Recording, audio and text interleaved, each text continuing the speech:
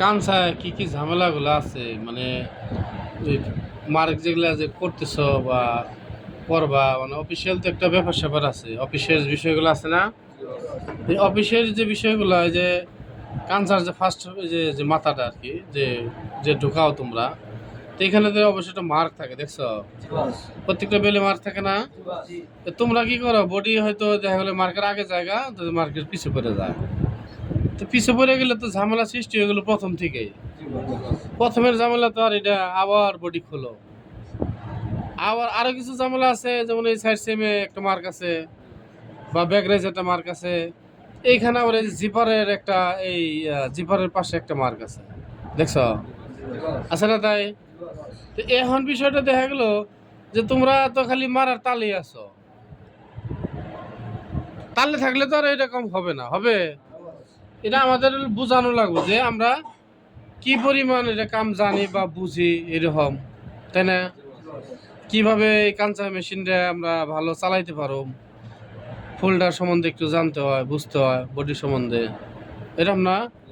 তবে সে এগিয়ে পারবা। এখন মনে করো এই যে ইচ্ছা মতো মার্ক করে নিছ, মানে কোন মার্ক যে কোন জায়গায় মানে কোনো হারেই নাই, স্টেশন ঠিকই নাই। প্লেসমেন্ট ঠিক থাকতে হবে। তবে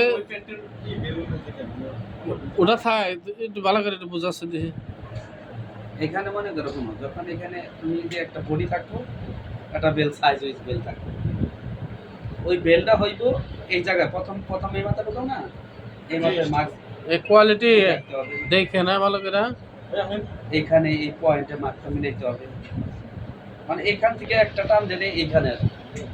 বডিটা টেবিলের উপরে নেই। পকেটের গ্যাপটাও, এই পকেটের এখানে একটা গ্যাপ আছে পয়েন্ট পকেটের, এই গ্যাপটাও ঠিক রাখতে হবে, এদিকে মার্ক করা থাকে। সুইং লাইনে কেউ গেছে, হ্যাঁ, এনে সুইং এনে একটা মার্ক করা থাকবে যাতে এটা ইভেন্ট থাকে, অ্যাকুরেট থাকে। এনে ফলো আপ করতে পারো মার্ক, আবার এতটুকু পয়েন্ট পকেটের গ্যাপটা ফলো আপ করতে পারো, মার্কটা মিলাইতে হবে। তবে প্রোডাকশন চাইবো না, প্রথম অবস্থায় কোয়ালিটি চাইবো, মিডিল এই মার্কটা মিলাইতে হবে। এইখানে ওদের একটা মার্ক থাকে, আমি জানি প্যাটার্নে একটা মার্ক থাকবে, ওটা যদি ঠিক থাকে তাহলে ইউকের গ্যাপটা, এটা ইউক বলে, ব্যাক ইউক, ব্যাক ইউকের গ্যাপটা ঠিক থাকে। এই সাইডে পয়েন্ট পকেটের একটা মার্ক থাকে, ওই মার্কটা এই বেলের এজ লাইন দিয়ে সুন্দর করে মিলিয়ে রেখে লাস্টের মার্ক জিপারের ডাবল ফ্লাইয়ের পজিশন মার্ক। ডাবল ফ্লোর পজিশনে ওই মার্কটা ওখানে থাকবে। আর যে বেলে তো ফিউজিং থাকে, এটা তো জানো না মনে হয় সবাই। এই বেল কিন্তু অফিসিয়াল বেলগুলোর মধ্যে কিন্তু ফিউজিং থাকবে, এবং কি অফিসিয়াল বেলগুলো তো ওয়ান টাইম না, দ্বিতীয়বার তৃতীয়বার করলে নিডল মার্ক এসে যায় অনেক কাপড়ের ভিতরে, তাই না? এরকম না দিলে তারপরে এই যে এটা বডি মানে কমপ্লিট হওয়ার পরে অনেক সময় বেলে অনেক সময় বডি বেশি খাওয়া ফেলে দেয়, না? সেখানে ওর একটা মাপ আছে বোঝার জন্য, তাই না?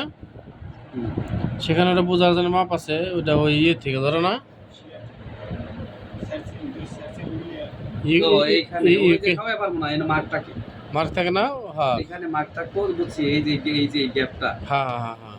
এই জন্য ওই যে বুঝাই দেবো যে এখান থেকে পয়েন্ট পকেট থেকে একটা মার্ক থাকে, এই থেকে এই পর্যন্ত একটা মার্ক থাকে, ওই মার্ক অনুযায়ী এই বেলের এজ লাইন, মানে ওই বেলের এই যে বেলের মার্কটা মুখে মুখে মুখে মুখে থাকলে ওই তো তারা সেভেন লাইন চিপ ছিল তোমার মতো, এরকম 250-60 জন প্লান চালাইছে, বুঝতে পারছো?